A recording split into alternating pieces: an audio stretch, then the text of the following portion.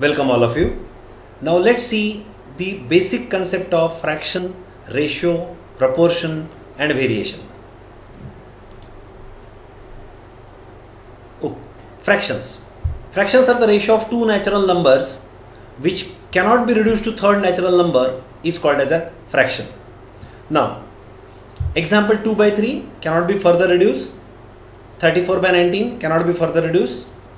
But see the example of 16 by 2, I can write it as a 8, which is a natural number.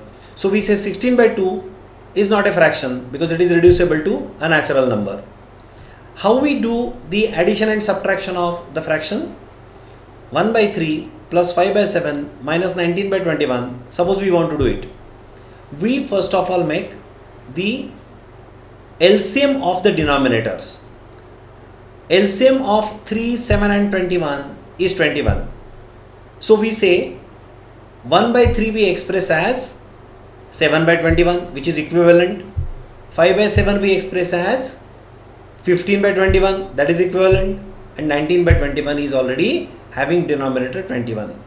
Once they are expressed in terms of denominator as LCM of them, then what we do, we transact with only numerators.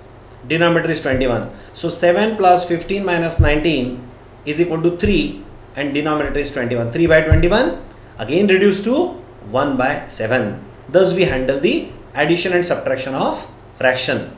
Then we see the ratio. Ratio of two quantities A and B can be written as A is to B or A by B. Ratios are generally written by removing common factors in numerator and denominator and reducing the same to the smallest or the lowest form. 56 by 80, I can divide the numerator denominator by 2 each. It is 28 by 40, again by 2, 14 by 20, again by 2, 7 by 10. Now there is no common factor in 7 and 10, they are co-primes. This concept also will be seen. And then 7 by 10 is the lowest form. Then we see the proportion. When two ratios A is to B and C is to D are equal, then we say that four things A, B, C, D are in proportion. If A by B is equal to C by D, then following properties are true. A plus B by B is equal to C plus D by D, called as componendo property.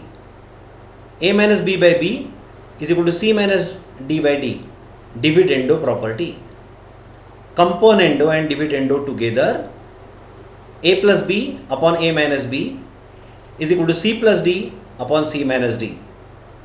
We have taken one example of that sort. Let's 30 by 25 replaces A by B and 12 by 10 is replacing C by D. So 30 by 25 is equal to 12 by 10. We apply all the three properties one by one. Componendo property, 30 plus 25 by 12 by 25 is equal to 12 plus 10 by 10. So 55 by 25 is equal to 11 by 5. Similarly, other two properties are carried out, transacted. You can check by doing your own calculation. Then we have the variation. Direct variation, when variable A is directly proportional to variable B, then we say A is directly varies with B. Like when we go to vegetable market, our bill of vegetable depends on the quantity of the vegetable we purchase. Say example, potato is 20 rupees per kilogram. If you purchase 1 kilogram, we have to pay 20 rupees.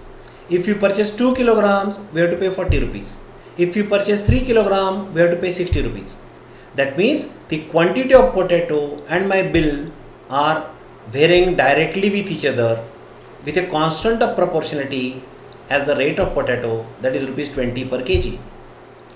Inverse variation, when a variable A is directly proportional to the reciprocal of the variable B, then we say that A inversely varies with B.